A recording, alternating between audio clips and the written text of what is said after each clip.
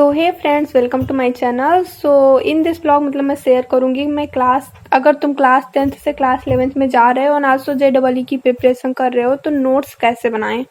देखो यार, हमारे नोट्स प्रॉपर पूरे साल, अगर हम प्रॉपर नोट्स बनाते हैं तो वो पूरे साल हमें काम देते हैं। सो एक प्रॉपर नोट बनाना बहुत ही ज़्यादा इम्पॉर्टेंट है। तो कैसे बनाएं? तो देखो यार, मैं अभी क्लास 11th में हूँ एंड मैंने फिजिक्स की नोट्स बनाई है। तो मुझे भी इतना एक्सपीरियंस नहीं है कि क्लास 10th 11th की नोट्स कैसे बनाए, बिकॉज क्लास 10th और क्लास 11th डिफरेंट तो है, देखो डिफरेंट है। तो कैसे नोट्स बनाएं?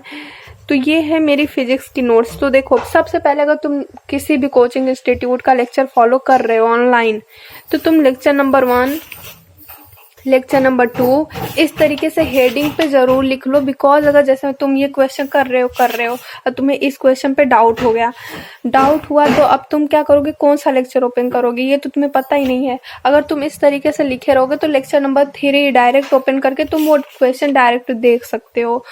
तो इसमें तुम्हारा टाइम भी नहीं खराब होगा, इसलिए इस तरीके से तो करना इम्पॉर्टेंट है, मुझे ऐसा लगता है। एंड उसके बाद अब नोट्स कैसे बनाएं, तो फ्रंट पेज में दिखाती हूँ। देखो, लेक्चर नंबर 1 में इतना मैंने मुश्किल से मैंने 1 पेज का ही नोट्स बनाया है। इधर से मेरा लेक्चर नंबर 2 ओपन हो गया। तो क्या सर ने इतना ही पढ़ाया होगा? नहीं, सर ने इससे ज़्यादा पढ़ाया होगा, पर मैंने इतना ही लिखा क्योंकि मुझे वो सब आ रहा था। तो वैसे ही तुम्हें भी करना है कि अगर जैसे जो कुछ आ रहा हो उसको मत लिखो, जो नहीं आ रहा है उसको लिख लो। वैसे मुझे ये आ रहा था पर मैं सोची मैं भूल ना जाऊँ, तो इसलिए मैंने लिख लिया। बट अगर तुम्हें आ रहा हो तो मत लिखो। एंड ये है लेक्चर नंबर 2 एंड साथ में मैंने कुछ क्वेश्चंस भी लिख लिए हैं। तो क्वेश्चंस लिखना जरूरी है, ऐसा नहीं है कि क्वेश्चन लिखने में टाइम जा रहा है, कितना लिखेंगे। देखो, क्वेश्चन बड़े हैं समझते हैं, पर अगर तुम क्वेश्चन लिखते हो तो रिवाइज करते समय तुम्हारा वो प्रॉपर रिवीजन हो जाएगा। अगर एक ही टाइप का क्वेश्चन 2-3 हो तो उसमें से एक कर लो और सब छोड़ दो। तो इस तरीके से कर सकते हो। और 1-2 क्वेश्चन जो है तुम छोड़ ही दो, मतलब उसको मत करो, जिससे तुम अगर कभी भी फ्यूचर में तुम अगर रिवाइज कर रहे हो तो उस क्वेश्चन को देखो तो तुम खुद से सॉल्व करो। तो इस तरीके से 1-2 क्वेश्चन छोड़ दिया करो बीच में। तो मैंने ये वाला छोड़ा है, तो जब मैं नोट्स रिवाइज करूँगी तो मैं इसको सॉल्व करूँगी। एंड इधर मैंने थ्योरी भी लिख लिया है, मतलब क्वेश्चन के साथ थ्योरी भी एक में ही सब कुछ लिखा है। और एक तुम रफ बना सकते हो फिजिक्स की, रफ ऐसे करके रफ, तो उसमें सिर्फ क्वेश्चन सॉल्व करो।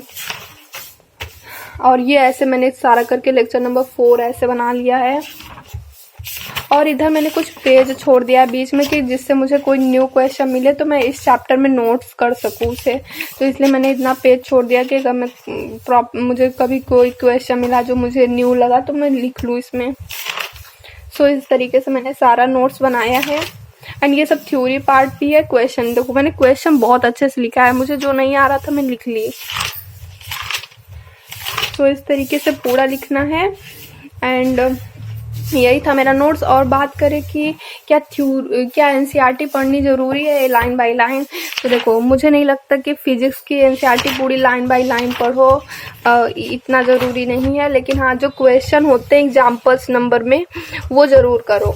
देखो, ये वाला मैंने किया है और सर ने भी ये कराया था, तो ऐसे ये करना ज़रूरी है। जो एग्जाम्पल के क्वेश्चन होते हैं सारे वो कर लो। और अगर तुम्हारे पास और टाइम हो तो ये जो एक्सरसाइज के क्वेश्चन होते हैं इसको कर लो। थ्योरी पढ़ने की ज़रूरत नहीं है, तुम क्वेश्चन जितना कर सको कर लो। तो ये सब कर सकते हो। सो यही था।